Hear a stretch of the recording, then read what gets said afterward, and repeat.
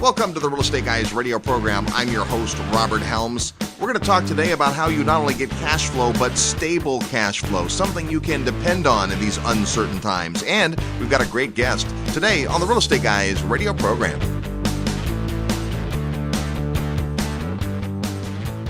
Hi, this is Patrick Donahoe of Paradigm Life. Over the last few years, I've had the privilege of sharing the services of Paradigm Life with you loyal Real Estate Guys radio listeners through our website, www.beyourbank.com, and also on the annual Investor Summit at Sea. Subsequently, we have seen a variety of financial situations across the socioeconomic spectrum and how everyone, regardless of their situation, would improve their financial lives by following the system we specialize in. As a result of this experience, we have created an online e-learning system so anyone without obligation can learn about the infinite banking concept. This free e-learning program is found on our website, www.beyourbank.com. So check it out today. The website again is www.beyourbank.com. Welcome to the Real Estate Guys radio program. This week from beautiful Texas, I'm here with our financial strategist, co-host Russell Gray. Hey, Robert. How are you? Awesome. It's always good when we come to Texas. Love it. Yeah, Texas is a great state, and it's actually been a really great state over these last 5-6 years. Well, you know, with real estate investors especially, I remember back in the day when appreciation was rampant and we saw markets going up 10%, 20%, 30% a year, right? Las Vegas, 52.6% in 1 year. Meanwhile, here was Texas just plodding along, boring. Of course, in the downturn, when everything went crazy and wild and everyone lost properties, well, Texas didn't do too badly. Well, I think the lesson there is when you're putting together your personal investment philosophy, part of the thing you go through is different market cycles, and you see how things shake out when things happen in the market. And it's a ton of fun when the market is going up and the prices are appreciating and everything you touch turns to gold, and you think you're the smartest person in the room because you bought a property for $100,000 and now it's worth $200,000 and all you had to do was own it. And all that's fun right up until it's not. And then you get a new appreciation, if you will, for the properties that are just those stable performers, those marketplaces that are stable performers. And you realize the value of steady streams of cash flow. And, you know, we're big fans of Robert and Kim Kiyosaki, and for years they've been talking to us about the importance of cash flow, cash flow, cash flow. And we're like, yeah, but we're equity, we're equity, we're equity. And, you know, I had a conversation with Ken McElroy one time and said, Kenny, I think that you really are more of an equity investor. Every story you tell is about how you bought a property for X and then you refinanced it or sold it at X plus. And so it seems to me like you're investing for equity. And he goes, well, yes and no. See, really the equity comes from the cash flow. And so I invest for the cash flow. I improve the cash flow. That creates the equity. And then I use paper. I use debt in order to free up that equity so I can put that equity back to work again. And that's how he creates these infinite returns. Well, you know, you can do that on the equity side of it, but you can also do it on the paper side of it. And the point is, there are lots of different ways to put deals together to create different types of outcomes. And that's going to be the theme of what we're talking about today. Well, people are a little concerned, right? Last few weeks, we've been talking a lot of doom and gloom, right? Jim Rickards was on the program, and we're going to spend some time with Jim coming up here. We had Peter Schiff and Robert and Kim Kiyosaki and Simon Black all talking about the sky falling and economic doom on its way, which may sound like bad news, but in reality, what do you do when that is a possibility on the horizon? You invest in stable, real assets, things that actually do well. Jim Rickards, not a real estate guy, but said in the interview that one of the great things about real estate is it can do well in both inflationary and deflationary times. And that's one of the reasons that it is a mainstay for many long-term successful investors. Oh, absolutely. I mean, if you think about it, real estate meets an essential human need, especially the most basic forms of real estate. You know, housing comes to mind, but where you're going to place your business and the types of businesses. You know, people in retail have been having a rough go of it. The internet has changed the way retail works, but things like medical, that hasn't changed. Personal services, that hasn't changed. Distribution has been big because the things that people aren't buying in retail stores, they're buying through online stores, and then that has to go through a distribution center. And so it's changed some of the ways real estate works, but at the core of it, when you look at residential real estate, I mean, nobody's going to invent a technology where people aren't going to want a roof over their head, right? And so no matter what currency you're using, no matter what economic environment you're in, people are always going to place a high priority on making those monthly payments either in the form of rent or in the form of mortgage payments to keep that roof over your head. Your mission as a real estate investor is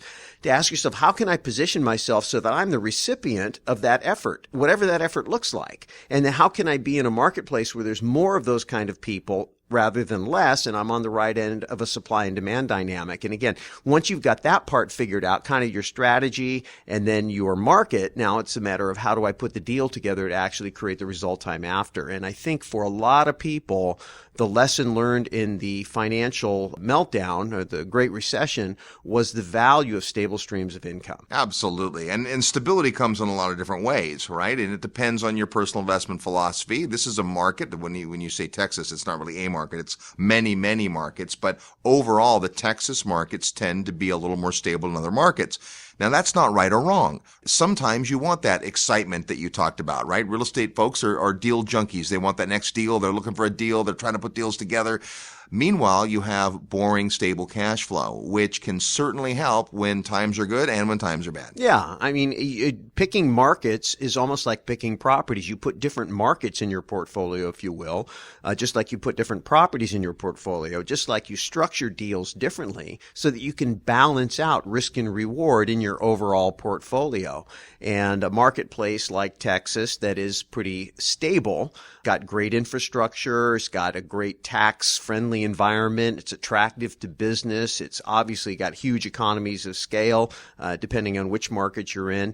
It's got a lot to offer. And then you ask yourself, well, how do I put this together to take advantage of that? And that's really the key. Deal structure is really important. And we're going to be talking about specifically today a kind of deal structure we haven't spent much time talking about in the show in the past, and I'm very, very excited about hearing about that from our guest today. Yeah, our guest is a real estate investor and has figured out a way to help other real estate investors invest in real estate in lots of different ways. And what's going to be great about the program today is if you're brand new, and we have a lot of folks who find our show who are just interested in real estate investing, haven't done it yet, you're going to find something today. And yet, if you're that sophisticated investor that's Fannie and Freddie'd out and looking for the next thing to go do, well, you're going to get a taste into something you might consider as well. So we come back, you're going to meet Brian Payton. He's our guest today on the Real Estate Guys radio program. I'm your host, Robert Helms. Live nationwide, you're listening to the Real Estate Guys. Find out more at realestateguysradio.com. Memphis, Tennessee is a market that delivers in more ways than one. As home to FedEx, Memphis is one of the largest distribution hubs in the world.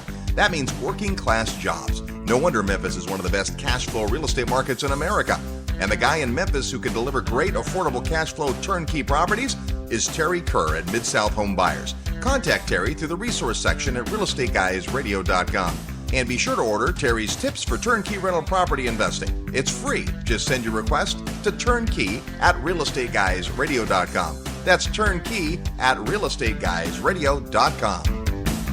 If you love real estate and have always wanted to own your own business, listen up. The Real Estate Guys and their panel of experts want to teach you how to go full-time fast in the real estate syndication business. These next few years may go down in history as one of the best times ever to acquire investment real estate. There are deals everywhere if you know where to look and how to assemble the resources. The Secrets of Successful Syndication seminar will show you how to make big money doing big deals from a team of experts that have syndicated projects totaling more than $1 billion. Don't wait for someone to give you a raise or create a job for you. Attend the Secrets of Successful Syndication and learn how to build a team, raise capital, find deals, and make full-time money in 6 months or less. Go to realestateguysradio.com and click on events. All the big players use syndication as a way to diversify risk, optimize profits, and earn big money. You can too. Go to realestateguysradio.com and click on events. Hello, this is Dave Lendigert, co-founder of RE/MAX International. You're listening to the Real Estate Guys. Welcome back to the Real Estate Guys radio program deep in the heart of Texas this week. And I'd like to introduce you to a gentleman you're going to want to get to know. His name's Brian Payton. Brian, welcome to the Real Estate Guys. Thank you for having me. First of all, you're a listener. That's always good. Love the show. Love the show. Excellent. Go on. No. Listen, here's why we asked you to be on the program, because you have a pretty amazing story. You started being interested in real estate, became a real estate investor, and then really took off. Let's start where you started. Why real estate? Why did you get involved? So I started in Seattle, Washington. I'm a California guy, but I moved up to Seattle, and I started another business which didn't work out. And I said, I've got to find something, one, that I love, and two, that focuses on cash flow. So real estate was that vehicle for me. And I started off in Seattle flipping houses. The first house I ever flipped was a 6-bedroom, 6-bath house in Whidbey Island, Washington. You don't want to go further into that story. It's 6 months of work for $6,000 in profit, but I learned a lot. And I started flipping a lot of properties. I went into, from a cash perspective, going into a cash flow perspective, bought some rental properties. The first rental property I ever purchased is a little house in SeaTac, Washington. And I had a tenant, and I always say it's the story of Johnny. Her son Johnny actually taught me a really valuable lesson in cash flow. But for me, I remember getting the call. It was a 23% return. I'll never forget it. And I remember going to real estate clubs and talking to different investors and saying, this is the transaction, and look at 23%. I told you I'm smart. And I had this one gentleman, an older investor, and he said, talk to me in a year. And I went, talk to me in a year? This thing is great. Look at it. And 3 months go by, and everything's great. The month 4, I get a phone call from the tenant, and she says, Johnny flushed G.I. Joe down the toilet. Oops. Her exact words were, G.I. Joe went undercover scuba dive mission.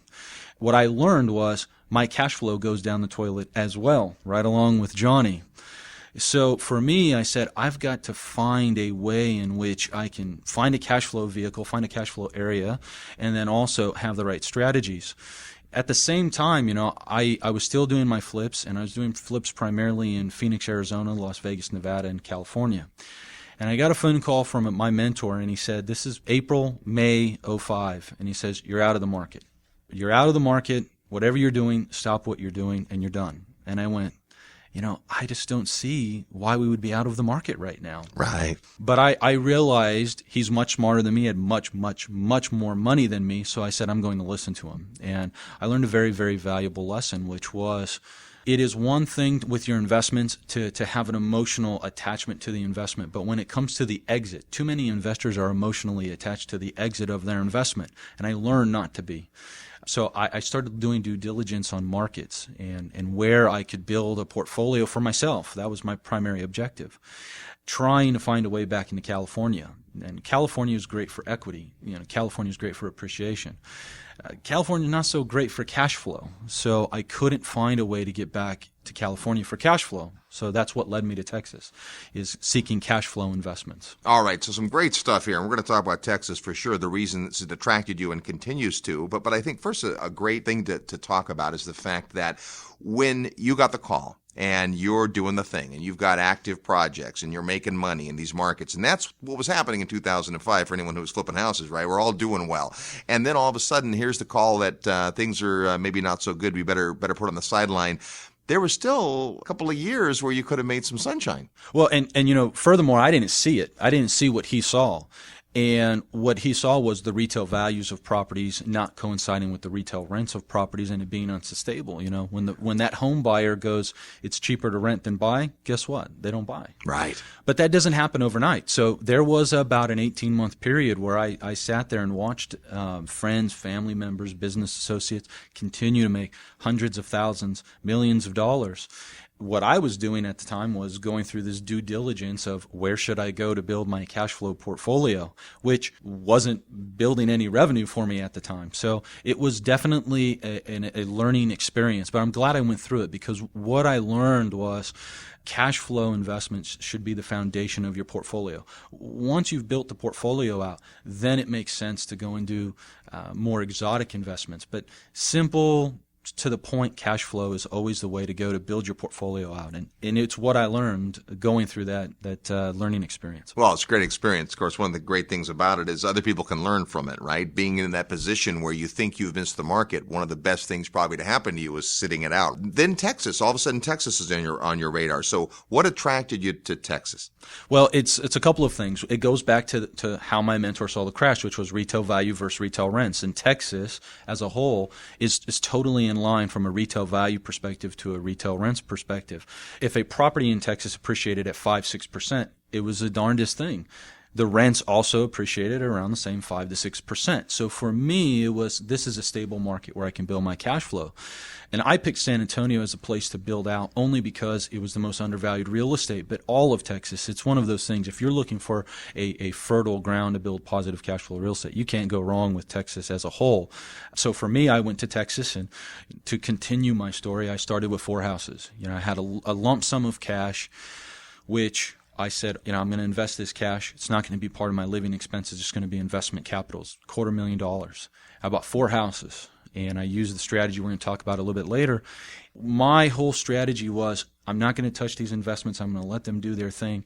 And it's worked out. I mean, we are richly blessed with Texas as a market, and then our strategy as a vehicle to get us there. Well, and I'm glad you bring that up, because those are 2 very different things, right? The market is got its personality and the reasons that it's attractive, and that's true for any market. And then within the market, you have to pick a strategy that works. We used to talk about people that would mismatch the strategy of equity growth with a market like Texas. And in fact, we had an investor who, remember this story, this guy had bought 3 houses in Texas, and he had done them with as little cash down as possible. So he had a lot of leverage, and I looked at that and said, well, what's your exit strategy? Like, they were barely breaking even, and there was no equity, and there wasn't going to be any equity. And you go to sell, you're going to have sales costs of 6, 8, 10%. So he was basically locked into zero cash flow pretty much forever. You got to think through. You got to not mismatch the strategy you select in the market that you pick. Yeah, we call it investing in Texas with California eyes. Right. You don't want to do that. And the other thing is, you want to have the strategy pointed out, but to have the strategy pointed out, what are the keys to that? There's the entrance into the investment, how you're going to buy the investment. Are you going to introduce debt? Are you not going to introduce debt? And then how are you going to exit out of the investment? Is the plan that you're going to sell it for retail? Is the plan that you're going to sell it on the retail market for cash? Are you going to carry back? Are you going to sell it to an investor at a discount? Having the entrance clearly defined and having the exit clearly defined before you even enter into the investment, those are the keys to successful investing. And then furthermore, having a plan B, a plan C, a plan D, all the way through the alphabet in case plan A doesn't work. It amazes me how many investors go into an investment and they say, well, plan A was such and such. And they go, plan B is I'm going to sit and pray.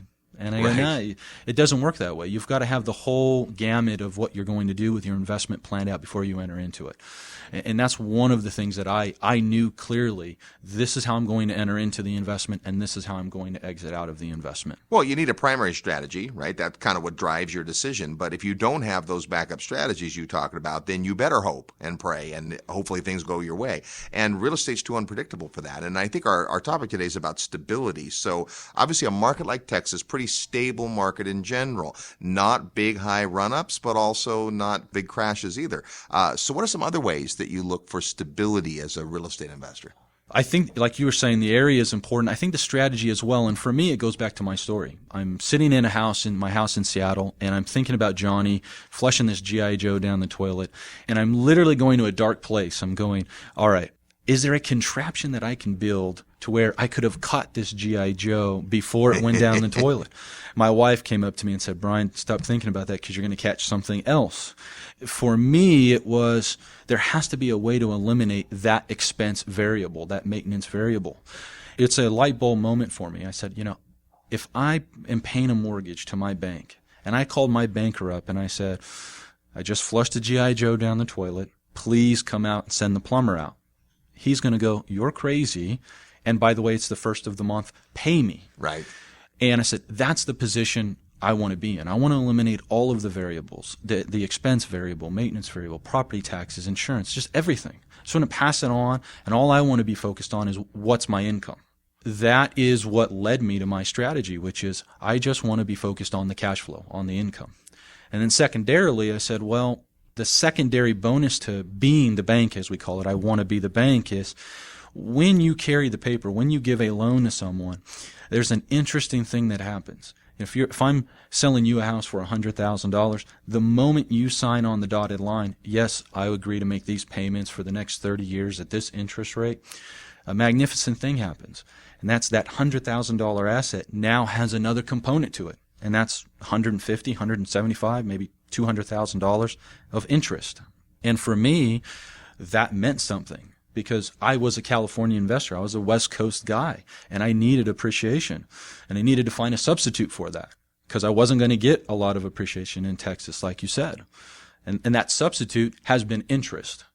So what I did was I said, well, I've got these 4 houses. I moved to San Antonio, bought 4 houses. I have these 4 houses, and I'm going to sell partial amounts of the mortgage. So if it's a 30-year mortgage, I'm going to sell 5 years of the mortgage. That's going to free up revenue for me to go buy more property. What I was able to do in a short period of time is have a multitude of properties that gave me a pretty significant cash flow stream just with that strategy. And what we do with our investors is we teach them how to do that amongst different strategies depending on where they are in their financial lives. Well, this is what's key, is that no 2 investors are necessarily alike. And instead of a one-size-fits-all, there's lots of different options for people. So depending on, for instance, whether they need the cash flow today. Some people need that cash flow today. But to your point, if you were able to sell off a portion of the cash flow that you don't necessarily need today, but keep the underlying asset, then you know you have something to depend on in the future.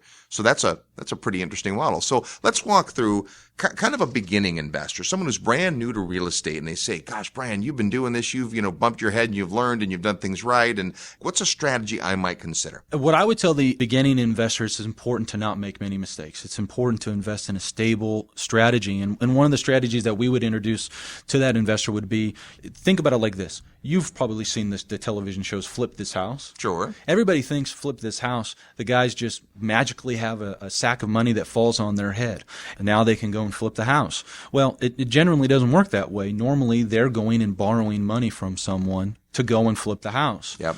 And that's the position I want to be in. I don't want to deal with any of the variables on, well, what if the roof needs to be replaced, or what if there's foundation problems? So what I would tell that new investor is take part in that strategy. Fund or participate in hard money lending strategies. Fund flippers, fund other investors that want to borrow money from us and then go and fix and flip a house. And the returns are pretty phenomenal. The most important thing, though, is the entry points.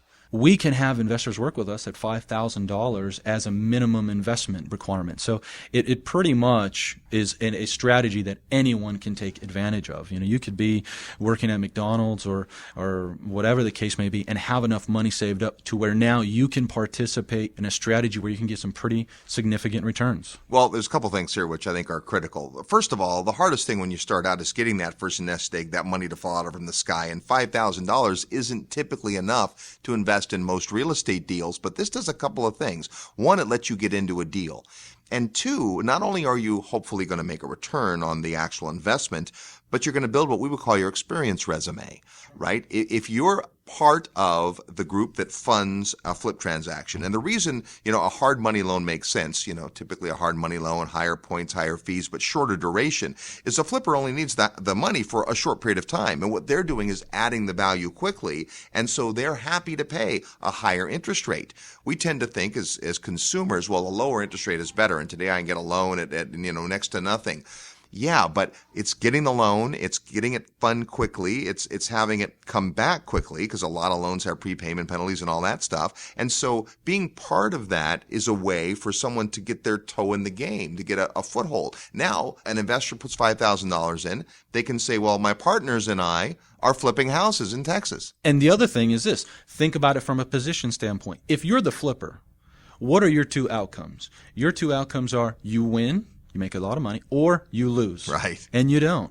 And for me, again, going back to the way I look at investments is there's an entrance in and an exit out. When I'm a hard money lender, when I'm the bank, my results are I win in the sense that my flipper, they make their payments, they flip the house, and I get to go and do it again. Or the flipper doesn't flip the house, and now I have to take the house back. Well, what are my options then? Now I can go and sell the house, and I win. Or I could say, you know what, we're going to just keep this in the portfolio, and now we're going to cash flow from it. So I win again. It's the difference between doing a win or lose investment or being in a position to where you win or you win or you win. It's one little tweak here or one little tweak there, and you find magnificent results in your portfolio. Well, and again, a variety of exit strategies based on what life hands us, because what we've learned over the past several years as real estate investors is you don't always know where the market's going, and the more prepared you can be and the more different strategies you can have, the better. We're going to continue this discussion with Brian, and we're going to play real estate trivia next. You're tuned to the Real Estate Guys radio program. I'm your host, Robert Helms. Real estate investment advice right in your mailbox. Sign up for the free Real Estate Guys newsletter at realestateguysradio.com. Are you ready to profit in paradise? Hi, it's Robert Helms, and if you think real estate investing means tenants, toilets, and termites, think again. Located just a short plane ride from the U.S., a virtually untouched paradise awaits, the beautiful country of Belize. When you go to Belize with the Real Estate Guys, you'll spend 4 fabulous days discovering one of the most intriguing real estate markets I've ever seen. With its jungle rainforests, pristine beaches, and 81-degree turquoise water, Belize is one of the most beautiful places on earth. Plus, it's considered one of the top 7 tax havens in the world. And why U.S. real estate continues to drop, Belize property is on the rise, and many experts think the best is yet to come. But don't just take my word for it. Come experience Belize firsthand at our upcoming investor field trip. When you join us, you'll discover the many reasons we love Belize, like tremendously undervalued beachfront land, super low taxes, ease of doing business, and so much more. Get the details at realestateguysradio.com. Just click on events. See paradise for yourself. Click events at realestateguysradio.com, and I'll see you in beautiful Belize. Hi, this is Steve Forbes. You're listening to The Real Estate Guys. Have fun. You'll learn something. Welcome back to the Real Estate Guys radio program. In Texas this week, talking about stability in your portfolio. And before we're done, you're getting an idea of some of the cash flows that are possible. Before we get back to our interview with Brian, let's play real estate trivia. Your chance to win a prize by knowing today's real estate trivia question.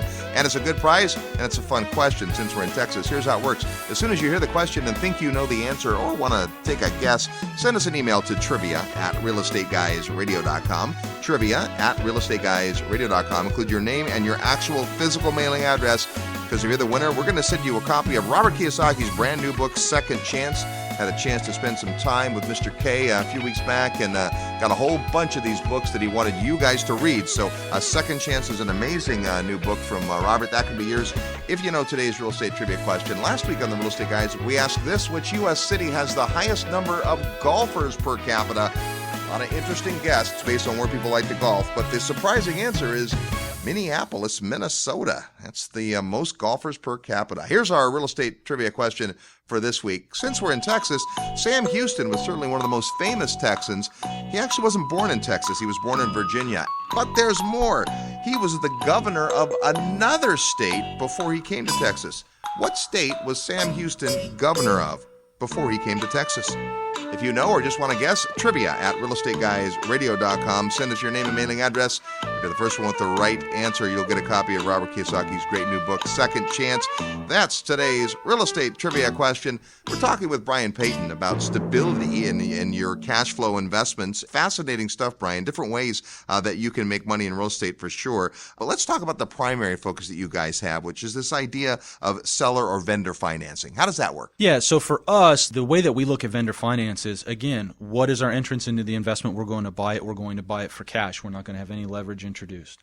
When we exit out, now we are going to introduce leverage, but we are going to be giving leverage to our borrowers or the happy family who's buying the house from us. When we do that, a couple of things happen. One, we buy right. So I always say to investors, when you're in Texas, you must buy right, because you're not going to get those huge amounts of appreciation. Yep. So we generally introduce product to our investors at discounted equity percentages. That way they have a little equity percentage. And then when we sell the property to the home buyer, they then are able to capitalize on that. So really that's it. Our exit is we want to be the bank, and we just want to collect the income from the payments, from the mortgage payments. But then a couple of other options become available to us. One of the things that happens to a lot of investors is they get to 9, 10 properties, and they go walk into the bank to go get number 11, and the banker says, no, You can't have another property. Right. The way that we solve that problem is, again, we sell off partial amounts of that mortgage, and then the capital that we're able to free up allows us to buy an unlimited amount of properties, or maybe just take our principal back. And then at a later time, so if we sold 5 years of a mortgage, at year 6 we're going to come back. And the fantastic thing, because of interest, well, if the house is $100,000, after 5 years of payments, what's the principal balance on the house? Still pretty high. Like $98,000. Right. But if you're getting $10,000 a year in actual payments, you've basically received $50,000 in payments and you've lost $2,000 in principal. That strategy, that additional added value that we're able to create, and we create it from day one, that helps our investors grow their portfolios. It's how I've built my portfolio out. So let's put some numbers on this, because obviously when you talk about your entrance strategy, buying a house for cash is more stable, has less risk. You don't have that burning fuse of debt that's debt service that's coming along. But it's also, you're not getting the benefit of leverage, but you're going to introduce leverage. So give us maybe an example, a case study of how a property would work. So the first house that I bought, I bought a house for $55,000. That was purchase, that was renovation, that was all in $55,000. Fixed the house up, sold it to a happy family. When we sold it, we sold the house for $95,000. So you've got a $40,000 uptick in equity, if you will. But then what is the real value that I'm collecting? Well, when you factor in interest, there's $150,000 in interest on that note. So I invested $55,000 for what is really $195,000 value add. And it's using that value to then continually grow your portfolio that really is so valuable to investors. So the buyers of the house, they recognize that they're buying a house that has been renovated, it's fixed up. That's what they want. They want the finished, beautiful house to live in. They pay a higher price, but the financing is what you've arranged. And how much is typically a buyer like that putting down? So we're going to be anywhere between 3 to 7.5%, depending on the borrower's responsibility, their ability to repay the payments. So it'll be anywhere between 3 and 7.5%. But the other thing that's interesting about our system is what we do is we do due diligence on the market first. Yeah. If a market says it's $1,000 a month, that's what that market can bear in rental payments. What we want to do is we want to create our mortgage to also be $1,000 a month. Yep. That way, I was taught at a young age, if you want to be successful in business, have a superior product at a superior price. Well, I don't know anybody who, if it's the exact same amount to rent as to buy, is not going to want to buy a house. So for us, that's what's worked, is we go to renters and we say, well, you've got great credit, you've got some money to put down. Wouldn't you rather buy a house and own it, have it be your name, paint it whatever color you want, do whatever you want to it, but it's your house and it's the exact same price as renting? They all say yes. And the other thing is, because we've done that due diligence on the payment structure, a lot of the times they don't default. Because from an income standpoint, it's not too common that people who make $30,000 a year go and live on Rodeo Drive. Right. Because of that due diligence, we've been able to have a very low default rate as well on our paper. Well, and that's great, right? You aren't necessarily setting people up to fail. You want them to succeed. And yet, like any lender, you have the backstop of, well, if they don't, we're now going to have to go back and get the asset. Yeah, absolutely. But and the good thing about that is, again, it goes into, are you doing an investment strategy where there's a win or a lose, or are you doing an investment strategy where there's a win or a win or a win? The way that we do that when we have a default occur is because we've bought right at the beginning. Now that equity that's in place acts as a defense against defaults, or even if the market were to depreciate. Well, if I own a house at $100,000, worth $100,000, and I've only got $55,000 invested into it, or 60 or 70, the market falls even 20%, which is pretty unheard of. But even if it were, I still have equity in this property. I still have a equity position in the property. So buying right and then having the right strategy, those are the important things to building out your portfolio. All right, so this is a great point, which is you make the money in real estate when you buy, and buying right's critical. But I know there's probably people listening going, well, gosh, if I could buy a house for $55,000 and sell it for $95,000, I'd do that too.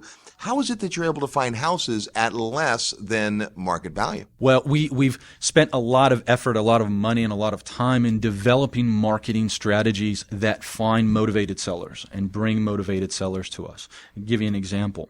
We've got one marketing technique where we go into a particular subdivision, a particular area of San Antonio, and we know in that area there's 65 plus sellers, home sellers. And we would go to them and say, now listen, you need to sell your home downsize, that's fine, but there's a particular way that you can do it to where you'll mitigate your tax exposure and increase your profitability. Well, who wouldn't want to do that? Interested in that? Sure, they are. And we would send out marketing material to these people, and the response rate is incredible. When you have a focused marketing budget and a focused marketing approach, you're able to find tons and tons of motivated sellers. I always say, people say to me, well, when are you potentially out of business? So when I can't find motivated sellers, when you and I lock hands, and then everyone else lock hands across this big, great world, and we're all singing Kumbaya amongst the world fire, that's when I'm out of business. But right. Until then, there's always going to be ample amount of sellers. So we focus on motivated sellers as opposed to more institutionalized sellers. Stay away from bank foreclosures, bank REOs, because banks aren't in the business of giving us big discounts.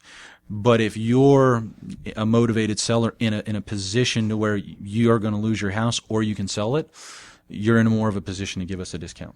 You know, this is another form of leverage, right? The fact that someone who is new to investing can come along and leverage what you've been doing to set up these inroads into inventory. That's a hard thing to do, and I know you guys have spent a lot of time on that. But by setting up that ability to go find properties and find the right kind of properties that work, because, again, we've learned that you're disciplined because you could sit out the hot real estate market and be okay with that, right? If you're disciplined to make sure you're not overpaying for the property, you're also generally solving problems. These are properties, when you acquire them, that aren't necessarily the shiniest, brightest, ready to go. They require some work, and not everyone wants to do that work. This buyer that you talk about, this happy family, didn't envision closing escrow and then going in and having to do all this work, right? They want to move into a property that's ready. So you're exploiting the difference there as well. You know, we operate what we call the coolest business in the world. It's a win-win-win model. And I always say I'm blessed to operate it because we are able to help out motivated sellers. One of my sales guys, he came up to me and he goes, I really love what I do. And I said, well, tell me about why. And he goes, because I'm able to take people who are in bad situations, and after they're done working with me, they're happy. They're able to get back on their feet and rebuild their life. That's one win. The second win we're able to do is we invest tens of millions of dollars every year into the areas in which Central Texas, where we're focused, we're able to invest that into renovating homes and areas that need it most. And then third win is we're able to provide a pretty fantastic return for the investors to partner with us and work with us. So it really is a win-win-win business model. It's pretty cool to be able to operate that. That's awesome. So let's talk about the returns, because I know people are interested in that. Well, Texas, gosh, the returns aren't very high.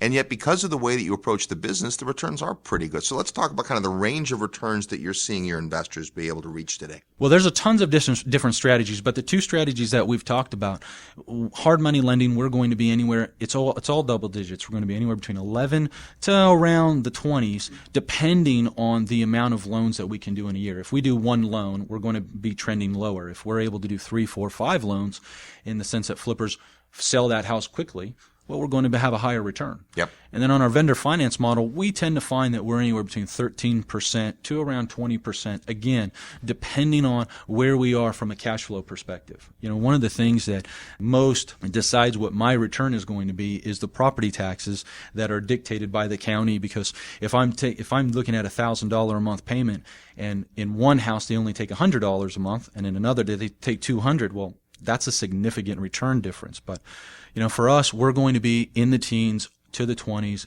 is generally where we'll be at from a return basis. And then let's talk about markets, because within Texas, you're in several Texas markets. Yes, we're headquartered in San Antonio. We love San Antonio, but then we have satellite offices in Austin, Texas. We have satellite offices in Waco, Temple, Killeen, and then we're getting ready to open up satellite offices in the Rio Grande Valley and in Corpus Christi. So really, from Waco down, we have quite an expansive reach as far as pipelines for marketing, like you said, and finding deals and being able to successfully work this model. We're not so focused on one particular area. We're more focused on Texas as a whole because it's such a great state, and then just having the right strategy to produce great returns. Well, and you've only shared a couple of the strategies. I know there's more than that, but what we've asked Brian to do is to put together a webinar for the listeners that are interested in this, and it takes a little while to understand this, so it's not a 5-minute webinar. webinar, but you're going to go through the webinar and explain a lot of the strategies you use and why and so forth. So tell us what folks are going to learn in your webinar. Well, we're going to use real examples. I think that's really important. We're going to show real properties as far as we bought this property for this, we sold it for this, here's the return. That helps you understand immensely. Yeah. The other thing that you were going to be able to show you is some of the strategies that we also do in advance to just our vendor finance model to be able to get successful returns for our investors.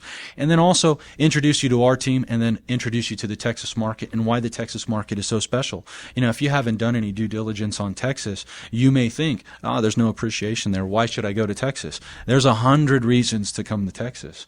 And we go over that in the webinar. So you'll learn a lot. It's an intensive webinar. It's content heavy, so definitely invite the listeners to listen up to that webinar. So to get your personal invitation to listen into Brian's webinar, all you have to do is send an email to stability@realestateguysradio.com. Yep, stability. We're thinking stable returns here. Stability@realestateguysradio.com. Now, Brian, you've had the great fortune to go through ups and downs in real estate. You've learned some lessons, and Johnny has helped. But you've got someone out there, and they're thinking about getting into real estate, or they're new to real estate investing. What's some of the advice you can give? What are some things you might just leave the investors with to think about? You've got to get educated. That's the first thing. Invest in your education. You know, being financially literate and being able to understand what you're doing is the most important thing. The second thing is find a mentor. Find someone who has walked that path before you and can help you avoid some of the pitfalls, which is exactly what happened for me. I mean, if I didn't have my mentor, I would have gone right off the cliff as so many others did. So I would say invest in education, invest in yourself, and find a mentor that can help you. Those are the two most important things among anything else. Awesome. Well, thanks so much for your time today. Great stuff, and we'll look forward to watching the webinar. Yeah, absolutely. Thanks for having me. You're tuned to the Real Estate Guys radio program. More when we come back. I'm your host, Robert Helms. Need help with your real estate investment portfolio? Check out the resources page at realestateguysradio.com. Are you still sitting on the sidelines trying to figure out when and where you're going to buy those investment properties? Well, I'm going to let you in on a little secret. Atlanta, Georgia is still on sale, but you better act fast because the deals are almost gone. Hey, this is Ken Corsini with Georgia Residential Partners, and I want you to know that there may not be a better investing opportunity than Atlanta right now. Listed as one of the fastest growing markets in the country, both in terms of jobs and population, Forbes predicts 26% appreciation over the next 3 years. At Georgia Residential Partners, we sell turnkey, cash-flowing investment properties. We also sell wholesale properties at insane discounts. We're launching a new home construction product this summer as well, and if you're still nervous about stepping out into another market, I will personally partner with you on a small portfolio of homes, if that's what it takes. Don't wait any longer. Check us out at gainvesting.com or call our office at 770-924-5450. We look forward to hearing from you. Hi, this is Garrett Sutton, Rich Dad's advisor. Remember, equity happens, and you're listening to The Real Estate Guys. And welcome back to the Real Estate Guys radio program. If you've ever thought about doing bigger deals using other people's money, check out the Secrets of Successful Syndication. We'll be in Dallas, Texas for that event in August. All the details on our website at realestateguysradio.com.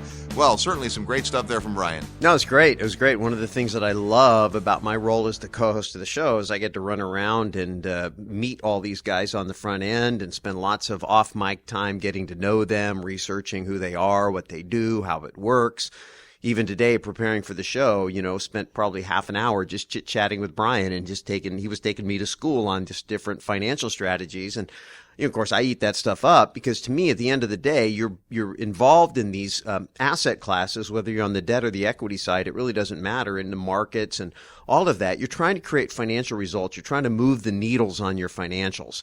The more tools that you have, the more people that you have to call upon who are experienced and have that life experience of looking at a problem and going, how can I solve this problem? How can I create more stability in my portfolio? How can I create more growth? How can I create more income? How can I create more tax benefits? Whatever it is you're trying to do, probably somebody out there has already figured out how to do, and you can save yourself just a ton of time by listening to what they have to say. And the fact that he's willing to take the time to put a webinar together to help educate people means that not only does he advocate for education, but he actually, puts his money where his mouth is and invests the time to do it. Well, and I think the part about the webinar is, and we're going to suggest that you sign up for that because you'll learn these different strategies, and maybe you'll decide, hey, Texas sounds like a good market, or maybe not. Some of these strategies might work in other places. Obviously, a guy who's willing to relocate his entire life and move to a market, that's called a clue. Right? It's not like, well, I'm going to invest here, I'm going to invest there. But understand this, investing is different for everybody. Brian does this full time. You may be listening going, well, I'd love to get into real estate, but I've got a job, I'm busy, I really can't just pick up my family and move. You can live where you want to live and invest where the numbers make sense. Sure. See, they make it easy for you to be able to be part of something. I love that idea of being part of a note because that's not all the risk. It's not all the worry. It's a portion of it, right? Selling a portion of the note. That's a brilliant strategy. Right. Well, I mean, again, the point is you get into a deal and then how are you going to get out of it? What's your primary goal? What's your backup goal? Having 2, 3, 4, 5 different exit strategies for any deal that you do, the more ways you have to get out, the more liquid you are. One of the things that Donald Trump said when we asked him, hey, what did you learn in the uptimes and the downtimes? He said, in the downtimes, I learned it's important to have some liquidity. Yeah. It's important to be able to get out, and maybe you're not going to get out the way you thought you were going to get out. I know most of the brain damage that I've had in my investing career has been I went in with a kind of a mono focus. It's like, okay, I'm going to go in, I'm going to do this, I'm going to get out, and here's the door. And it all looked good on the chalkboard. And then it worked for a while. Yeah, and then you go run the play, and you go, you know what? It would have been probably a good idea to think through a few more what-if scenarios and have a few more options about how I would perhaps exit this position before I got into it, So I love the idea of the way he is always talking about strategies. I think, having those strategies, those tools, those ideas in your toolbox so that when you're looking at a problem, you say, okay, I really want to do this deal. I just want to make sure that when I do it, I know how I'm going to get in, what my primary goal is, and then how I could potentially get out if things don't exactly go as scripted. We always talk about risk versus reward, and there's this perception that to get a higher return, I have to take a higher risk. And what we just learned from Brian is that you actually remove a lot of the risks by the strategy that they use. See, when there's a big problem with the property, it's the person who's in the property who has the problem. When G.I. Joe gets flushed down the toilet, that's no longer your problem, it's their problem. And you're aligned that way because you don't have a renter living in the house. You have an owner living in the house. They treat the house differently. They think about the house differently. And yet you're also not in a market where, I'm missing out on all the upside that the buyer got. Because there's not necessarily that much upside in market appreciation. If there is, good for them. They're in the house. But at the same time, you've got stable returns, you've got less volatility, and arguably are taking less risk. Well, again, I mean, the trade-off, you can say, okay, I'm going to have this piece of my portfolio providing me these very stable, steady cash flows. And I think he started out at the top of the interview talking about the importance of laying a foundation of stable cash flows as the basis of your portfolio. And then once you have that in place and you know you've got that met, you can say, hey, you know what, I'm going to take and I'm going to peel off, say, $500 a month of this stable cash flow, and I'm going to use it to lever out $100,000 of equity that's in this property sitting somewhere where I can borrow that money at 3 or 4 or 5% because today's interest rates are stupid low. And then I'm going to go do something a little bit more risky that has lots of upside in a market that is likely to perform that way, and a deal and a team that are likely to perform that way. And if the wheels all fall off and it doesn't go as scripted, that $500 a month is still going to continue to come into debt service. Now, I don't get the value out of the 100, but at least I don't lose everything. All of these different components have a place in your portfolio, but I love that piece of advice at the top about making sure that you lay a solid foundation of stable cash flows into your portfolio as the basis and then build from there. If you'd like to see the webinar, all you have to do is send us an email to stability@realestateguysradio.com, stability@realestateguysradio.com, and Brian will let you know how you can view the webinar. Great information there. Hey, if you'd like to come to Texas with the Real Estate Guys, we've got a field trip coming up in May. It's a great way to see a market up close and personal, but also to hang around other real estate investors, which is a huge benefit from it. We'll look at fewer properties than you think, more about drivers and infrastructure, but we always have a great time. All the details on our website at realestateguysradio.com under events. Hey, big thanks to Brian Payton for sharing his great ideas and expertise with us today. Next week on The Real Estate Guys, it's your questions and our answers. Ask the guys. Until then, go out and make some equity happen. This episode of the Real Estate Guys radio show is brought to you by Paradigm Life. Powerful cash management strategies using life insurance. Learn more at beyourbank.com. Mid-South Home Buyers, low-cost, turnkey cash flow properties in Memphis, Tennessee. Corporate Direct, asset protection strategies for real estate investors from attorney and Rich Dad advisor Garrett Sutton. Find these and other great companies under the Resources tab at realestateguysradio.com. To learn how you can expose your product or service to the Real Estate Guys audience, call 888-489-7723 extension 4. That's 888-489-7723 extension 4. Or use the feedback page at realestateguysradio.com. Thanks for listening, and we'll see you next week right here on the Real Estate Guys Radio Show.